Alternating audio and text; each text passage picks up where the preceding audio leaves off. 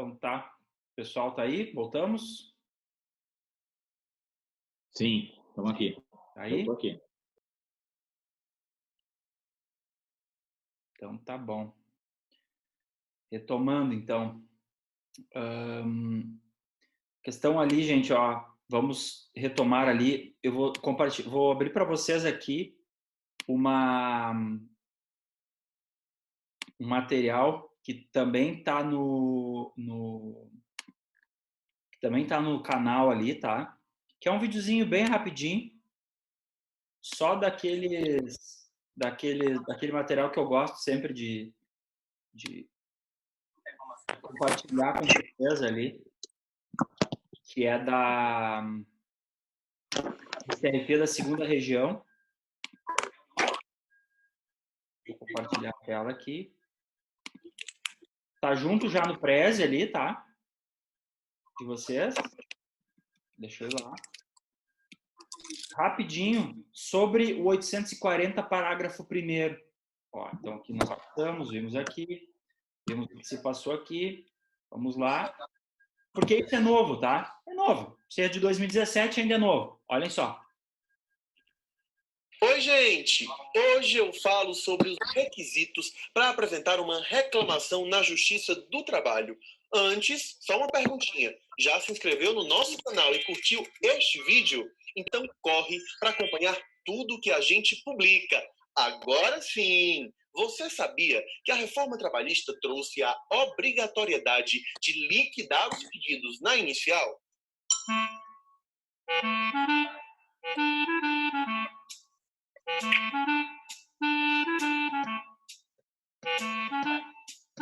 O assunto está disciplinado no parágrafo 1º do artigo 840 da CLT, que traz os requisitos para as reclamações escritas. Olha quais são. A reclamação deve ter a designação do juízo, que é a indicação da vara ou do fórum correto que vai cuidar do caso. A qualificação das partes, que são os dados pessoais, nome, endereço, profissão, nacionalidade, estado civil, uma breve exposição dos fatos que levaram à ação, data e assinatura do reclamante ou do representante dele e o pedido, que agora tem que ser certo, determinado e com a indicação de valor.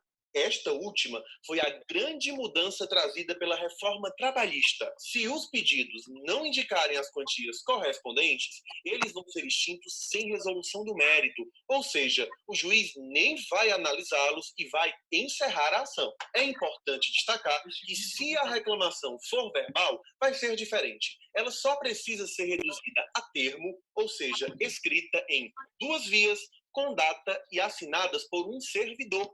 Nos processos do PJE, isso pode ser feito digitalmente. Até mais! Então, assim, ó, gente, é o que eu estava comentando com vocês, né? Ali antes do intervalo ainda, a respeito dessa nova exigência sobre essa definição expressa do que vai ser do que vai ser pedido, né? Antes a coisa era muito solta. Então o que acontecia? O pessoal fazia, estou abrindo de novo aqui na tela para vocês a inicial aquela. Essa aqui é uma inicial anterior à reforma. Então o que acontecia? Como na reforma nós vimos semana passada, né? Que nós tivemos que fazer o quê? Nós temos que liquidar a petição inicial porque agora tem honorário de sucumbência. Então, essa sucumbência também vai ter a ver com o valor da causa. Então, eu tenho que deixar tudo bem delimitado para efetivamente estabelecer os limites objetivos dessa lide. Então, o que eu tive? Eu tive essa reforma trazendo mais requisitos, ou seja, fechando um pouco o cerco em como eu vou produzir a minha petição inicial. A petição inicial, que já era técnica, por assim dizer, ficou ainda mais técnica. Mas, gente, não precisa se apavorar, tá? Tem contadores que fazem esse trabalho, eu tenho contadores que trabalham comigo no escritório. Quando a gente precisa de um cálculo, a gente pode pedir também.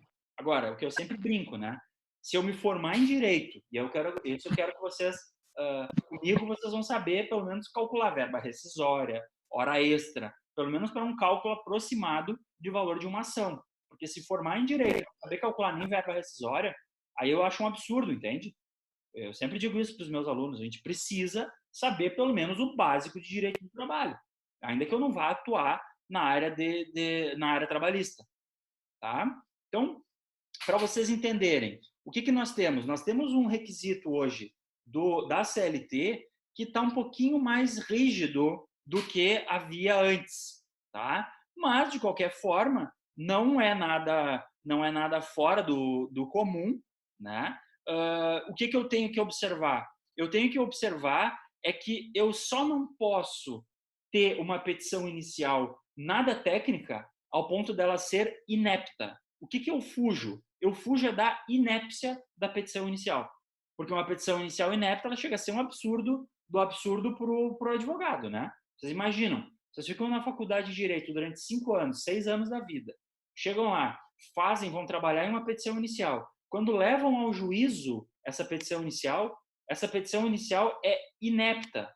Aí é complicado, né, gente? É muito complicado.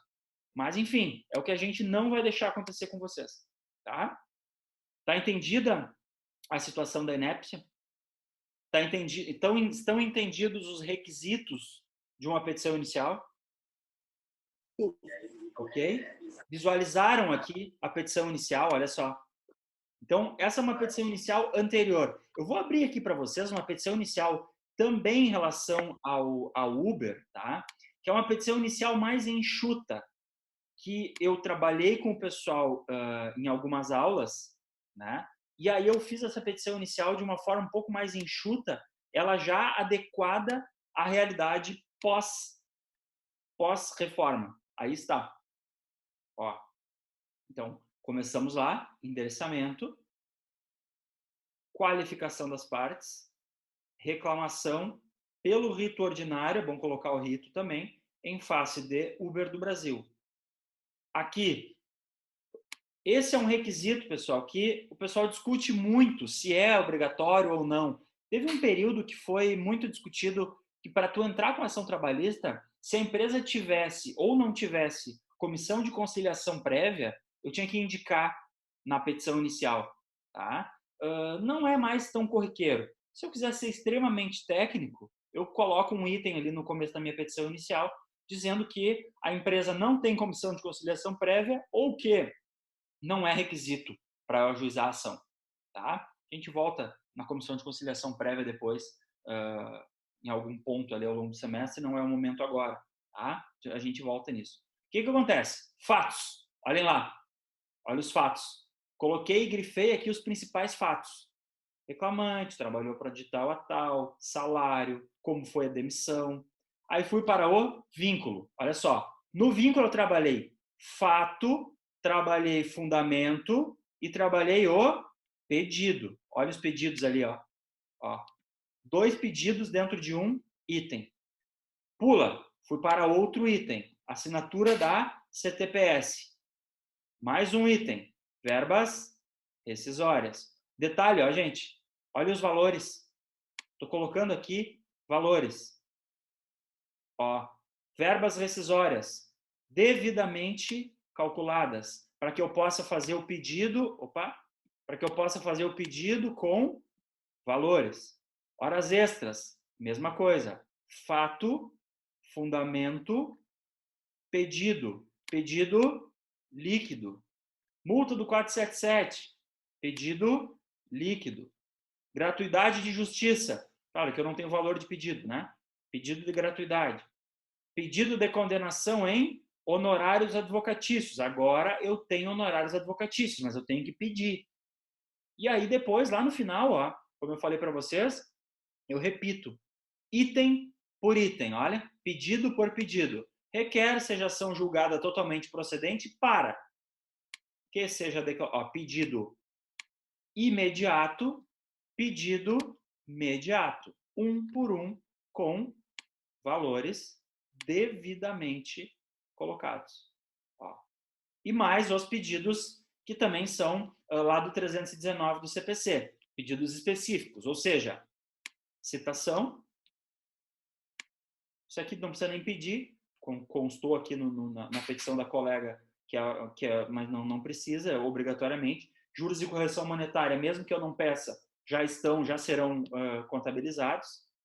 condenação ao pagamento de honorários, pedido de AJG, né, se for o caso, produção de todos os meios de prova em direito admitidos, olha aqui, ó, valor da causa, fechamos ali, né, o famoso NTPD, nesses termos pede deferimento, local e data, advogado.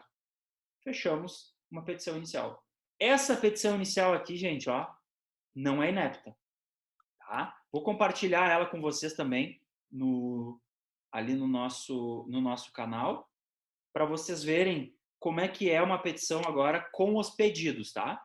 Só para vocês entenderem, isso não passar batido, essa diferença de pedidos.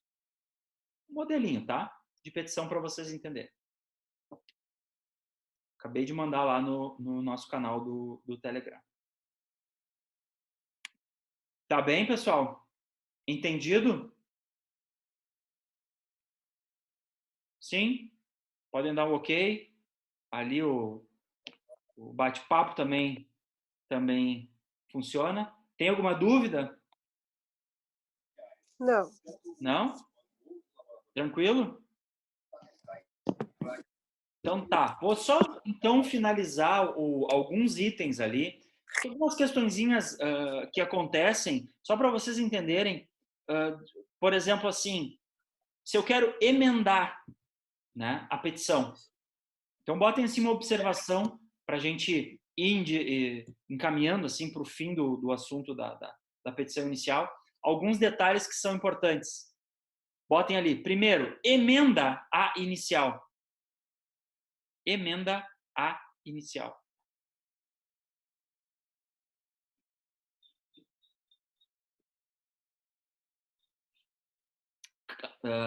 Caso o juiz verifique algum vício sanável,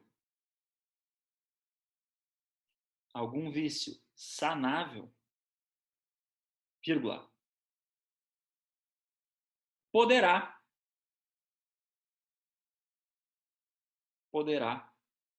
barra, deverá, tem uma discussão aí, né? Poderá, barra, deverá, abrir prazo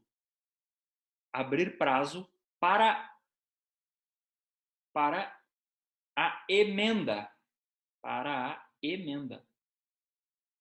vírgula,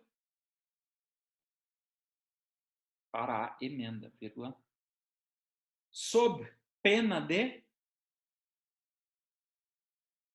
indeferimento da inicial.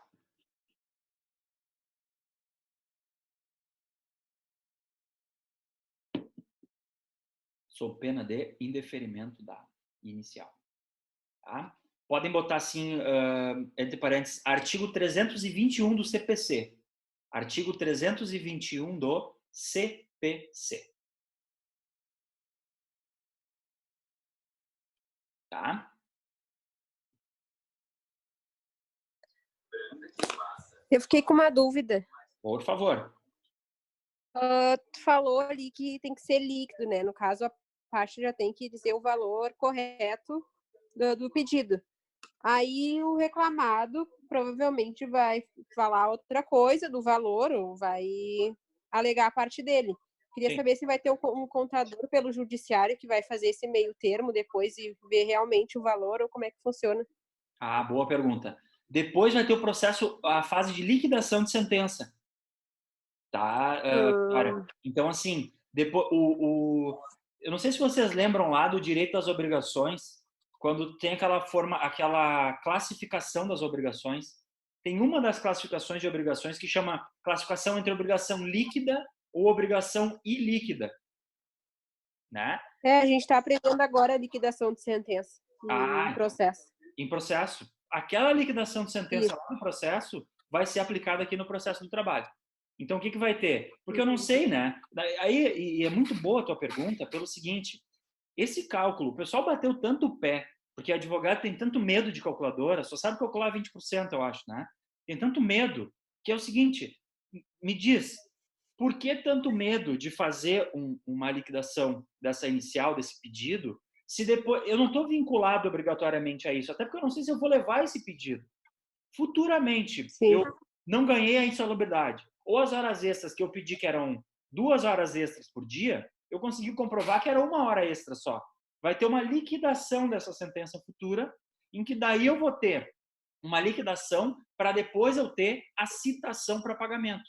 Chegaremos nesse ponto também, tá? Ao longo do semestre. Tá bom. Tranquilo. É isso aí. Tá? Então, botei emenda. Botem uma outra observação assim, ó. Indeferimento da inicial. Indeferimento da inicial.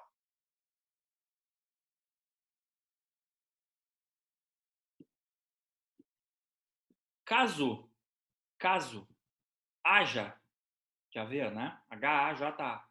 Caso haja vício insanável,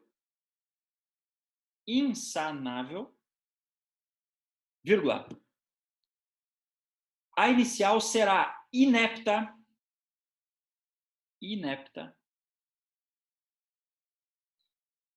e poderá ser indeferida.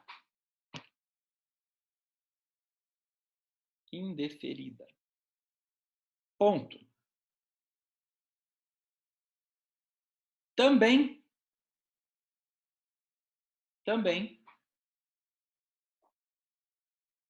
poderá ser indeferida por outras hipóteses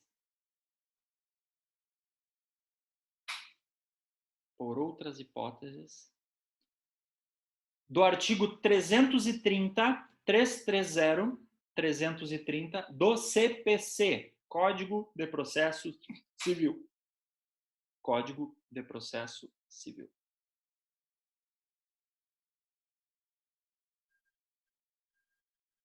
Ponto. Tá bem? Falamos em Tem emenda. como tu repetir a frase, por favor? É que eu me perdi. Eu botei, caso haja vício insanável, a inicial será indeferida. E agora? Também nas Eu peço pro Guilherme. hipóteses do artigo 330, Vitória. É o mais importante. Ah, tá. Obrigada. Nas hipóteses do artigo 330.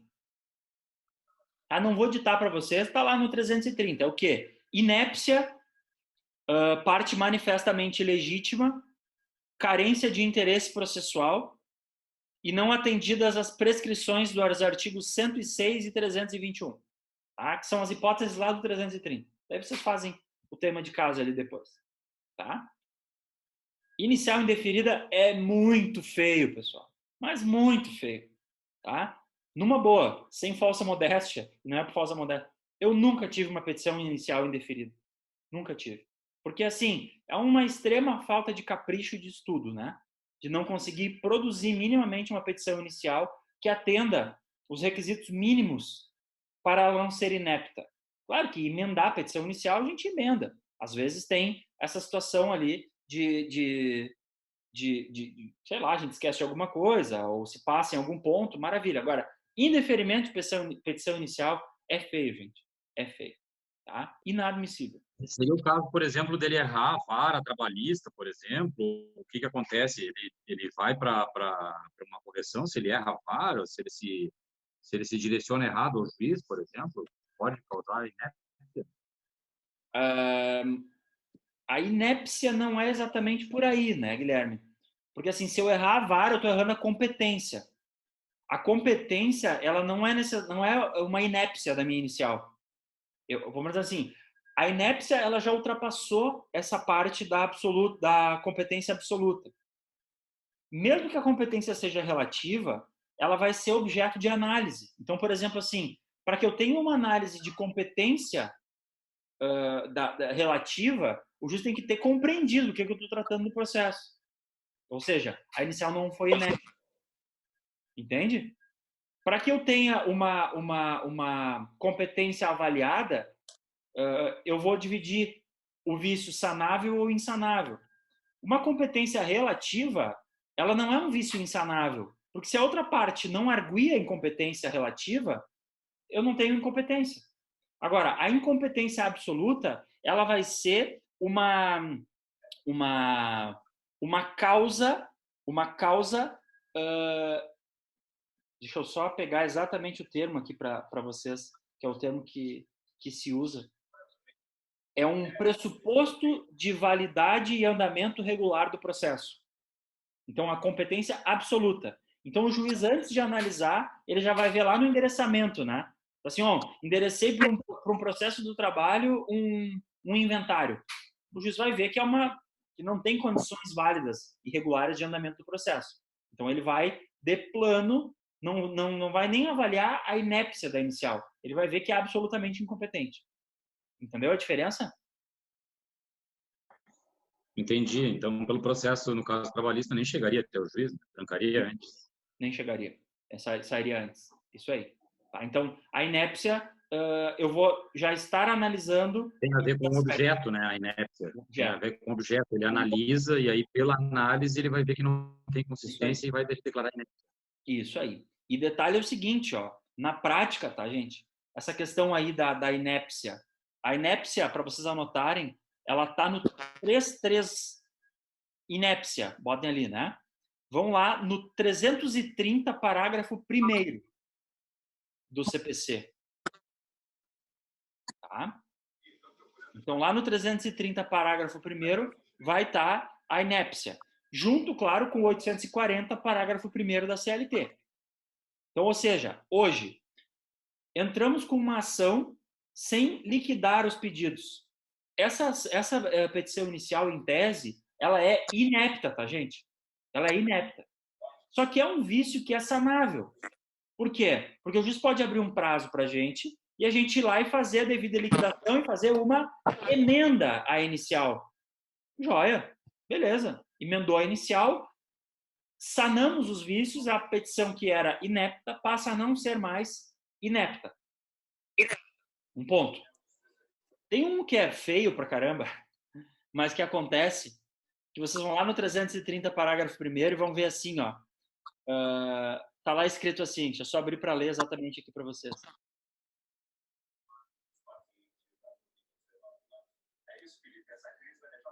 É 330, parágrafo 1º. Se vocês quiserem abrir aí também, fiquem à vontade. Diz assim: considera-se inepta a petição inicial quando da narração dos fatos não decorrer logicamente a conclusão.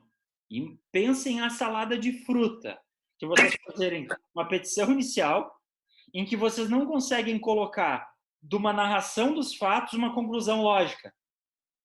Pensem. É um fato para inépcia.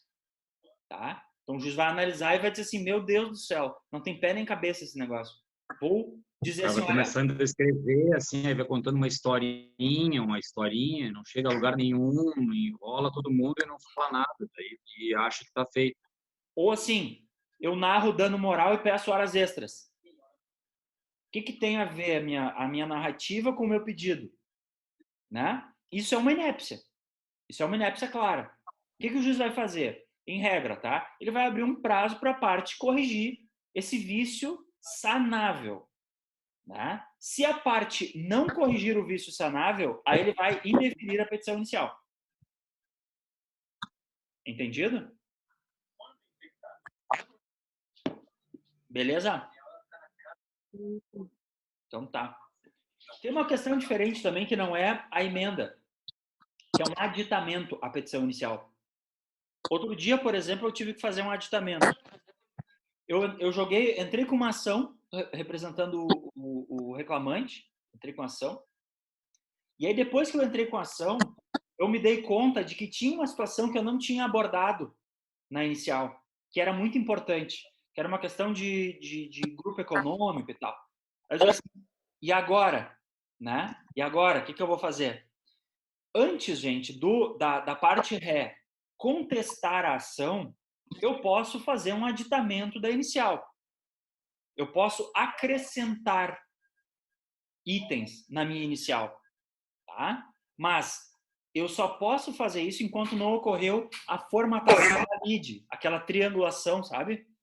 autor, réu, juiz, dentro do requisito dos limites objetivos e subjetivos daquela lide. Então, como eu fiz isso muito rápido, digamos assim, eu distribuí a ação hoje. Daqui 2 dias eu disse assim, puxa vida, mas eu me esqueci, eu acho que eu podia ter feito essa abordagem lá, porque tem uma questão de grupo econômico aí. Eu peguei nos 2 dias, em 48 horas, e já fiz um aditamento e já mandei para o processo. Quando a parte receber essa citação, ela vai receber a minha inicial com o aditamento, ou seja, aquilo vai ser uma peça só. Tá? Então, eu também admito o aditamento da petição inicial, mas eu tenho que observar que eu não posso ter ainda, não pode ter havido a resposta do reclamado.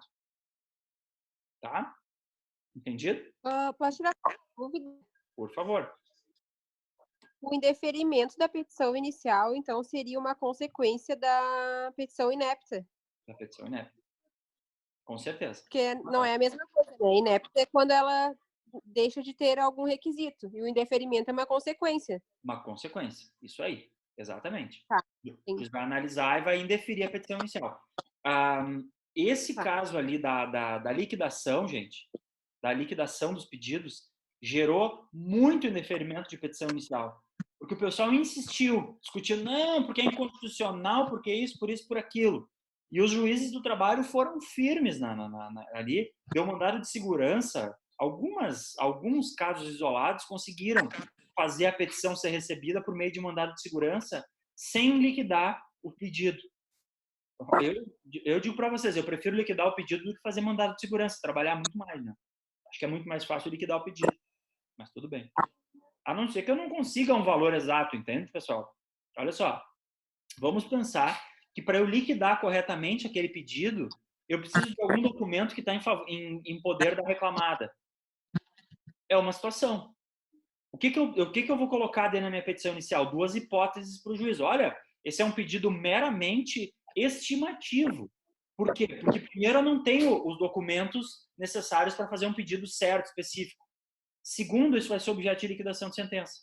Agora, a minha petição inicial eu vou mandar com os pedidos devidamente líquidos. Como tu bem colocou ali, né, Vitória? A reclamada que conteste depois. Depois a gente vai fazer uma análise dessa prova. Eu estou falando em requisitos mínimos de petição inicial, só. Eu não estou falando em liquidação de processo, ainda. Tá? Por aí. Então, coloque uma observação ali. Aditamento da inicial. Aditamento da inicial. 1. Primeiro item. Até a citação,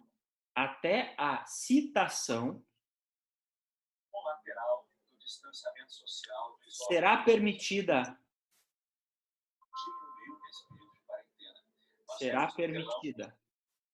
a alteração da inicial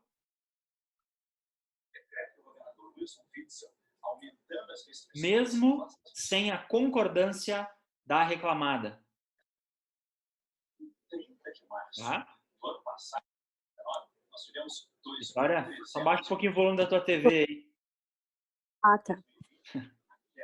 Sinceramente, não estou nem nada afim de escutar sobre coronavírus. Meu Deus do céu. Não se fala em outra coisa, né? Trabalhar. Não se fala. Não. Trabalhar de casa, né? Claro. Mas vamos trabalhar, estamos trabalhando aqui. Né? Tá? Então, primeiro item. Até a citação, gente, não precisa da concordância da parte adversa. Porque ela nem foi citada ainda. Ela nem sabe o que está falando. Né? Então, não tem problema. Após a citação,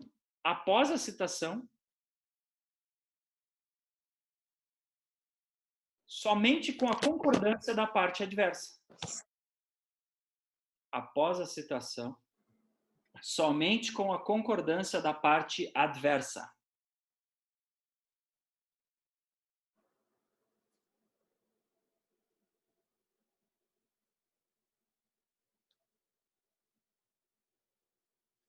Tá? Terceiro ponto.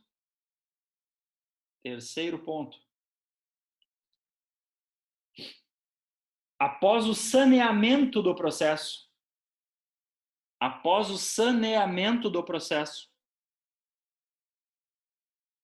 não poderá haver aditamento.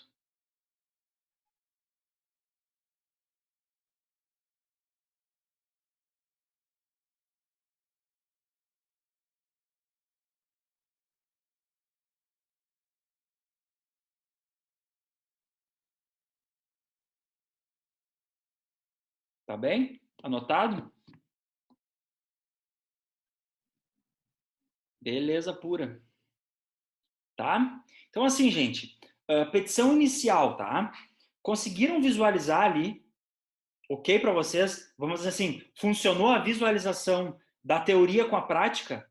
Digamos assim, da letra fria da lei com o que a gente viu ali num processo real? Joia? Sim. Beleza? Tá, essa era a minha ideia, tá? O que a gente vai fazer? A gente agora, a partir desses aspectos, vamos assim, bem técnicos, de requisitos de petição inicial, de como é que a gente vai agora inverter o jogo para a próxima semana, principalmente, sobre as formas de defesa do reclamado. Então, o que eu tô observando com vocês? A gente já fez a gente viu princípios, a gente viu como é que são as partes, quem são as partes no processo, a gente viu como é que vai haver, como é que pode ser exercida essa jurisdição, como é que a gente provoca a jurisdição, seja pelo jus postulandi, seja pela petição inicial, né? Então eu comecei o processo. Quando eu começo um processo, eu ainda estou só de um lado. Eu estou do lado de cá só do balcão. Agora, a partir da semana que vem, nós vamos trabalhar com o outro lado do balcão, né? É o que eu brinco sempre. Tudo tem pelo menos 3 visões, né? Ou 4 até. Tem autor, juiz, réu e tem o Ministério Público ainda do lado. Então, o que eu vou fazer? A partir da semana que vem agora, nós vamos fazer o seguinte, nós vamos estudar a defesa do reclamado.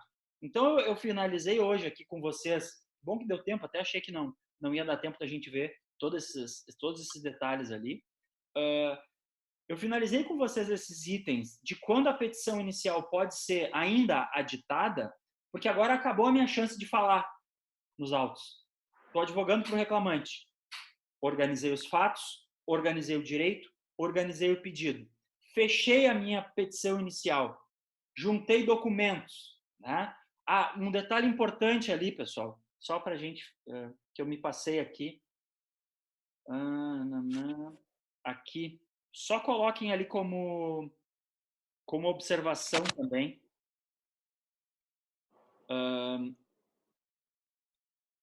Essas anotações que eu falei para vocês ali se dividem em requisitos essenciais. Requisitos essenciais, podem botar assim, igual. Exigências legais formais. Exigências legais formais. São os requisitos essenciais de uma petição inicial. Tá? E eu tenho um segundo ponto também importante, que são requisitos externos, aí, nesse cenário. Requisitos externos, que não estão ligados com a petição em si. E aí veio a pergunta do Guilherme, aquela hora eu queria ter feito essa abordagem, Guilherme, e me passei ali. Vai responder exatamente a tua dúvida antes. O que são esses requisitos externos? Desenvolvimento válido e regular do processo, documentos, procuração, preparo. Isso tudo são coisas que estão ainda, não são requisitos formais estruturais, são requisitos que estão fora da petição inicial, mas que o juiz vai analisar para que ele consiga, opa, tá bom, vou dar o start nesse processo aqui. Como é que ele vai dar o start? É o famoso CITSE. Né? Então, antes do despachinho aquele, CITSE, ou notifique-se a reclamada para contestar e tal, querendo, eu tenho esses requisitos externos sendo avaliados por ele. Os principais, né, que é o que a gente falou antes ali, a competência absoluta, que vai ser requisito externo, e uma questão de procuração também. No caso do trabalhista, não o preparo, porque mesmo as custas vão ser pagas ao final. Né? Então, o que acontece? Eu não preciso comprovar o pagamento de custas agora, mesmo que eu não tenha gratuidade de justiça. Eu vou ser eventualmente condenado a pagar custas só ao final do processo. Então, eu não vou analisar agora o preparo, se eu paguei ou não as custas. Mas é um pressuposto externo, eventualmente, a ser analisado. Quando a gente for para recurso, a gente vai ver isso de uma forma mais clara. Tá? Então, esses requisitos externos e requisitos essenciais, só para vocês entenderem. Saindo disso, bom, agora entrei no jogo. Agora entrei no jogo do processo. Quando eu entro no jogo do processo, eu vou só dar como é que é, o spoiler, né, para vocês, para a semana que vem. Olha aqui, ó. Voltamos ao processo. Tá lá. Fechamos aqui a nossa petição inicial. Olhem os documentos com os quais o nosso colega lá ajuizou a ação. Procuração, já que ele está não está fazendo jus postulante, ele está representando um cliente, né? Um cidadão lá, um jurisdicionado. Está aqui a procuração. O que mais ele juntou? Declaração de hipossuficiência financeira, a famosa declaração de pobreza, né? Visando a gratuidade de justiça. Olha o que ele juntou lá, ó. Os prints de tela das corridas, ó, e valores que ele recebia. Olhem que interessante. Vejam a produção. Eu adoro tema provas, né, gente? Acho muito legal. Provas e meios eletrônicos. Eu acho sensacional. Olha só isso aqui. Sensacional um tema para vocês trabalharem até quando vocês forem fazer monografia. Né? Tá muito legal. Instrução probatória e tal, meios de prova. Olha aqui. Tudo são prints da tela dele perante a Uber. Olha lá. Olha o navegador dele, ó. Ó, tava com o WhatsApp aberto, ó. E-mail. Então, ele está juntando. Isso aqui são todos os documentos. Ou seja, a partir destes documentos aqui, ó, a Uber foi citada. Notificação judicial. Chamaram a Uber e a partir de então, a Uber vai, ó, aqui, ó, entrou no processo. A Uber entrou aqui, juntou. Ah, não, isso aqui é um subestabelecimento do reclamante ainda.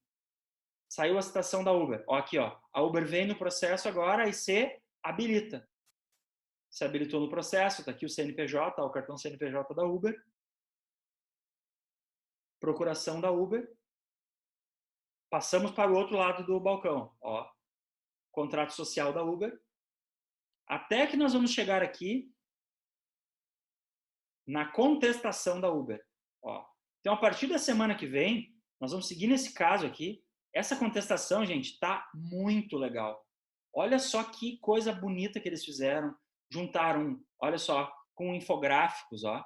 Botaram, explicando o modelo de negócio da Uber, explicando que não é uma mera, ó, colocaram imagens.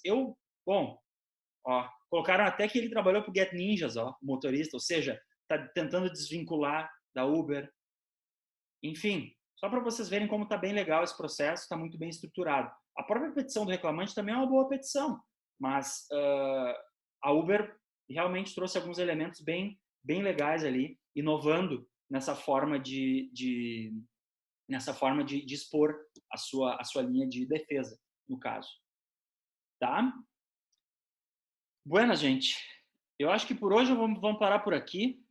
Eu vou fazer o seguinte, eu vou, para também dar uma alinhada com questões de concurso para vocês, eu vou mandar algumas questõezinhas para vocês responderem de como é que os concursos e prova da OAB abordam petição inicial, requisito de petição inicial, e aí para ficar de complemento da nossa aula ali, eu mando para vocês, eu fecho aqui e já envio, e vocês fazem ao longo da semana, e daí a gente fica trabalhando teoria, lei pura, prática, vocês vendo o processo e questão de concurso e OAB. Ou seja, a gente mais ou menos fecha todo um universo de exigências que vocês têm e terão aí no mundo real, né?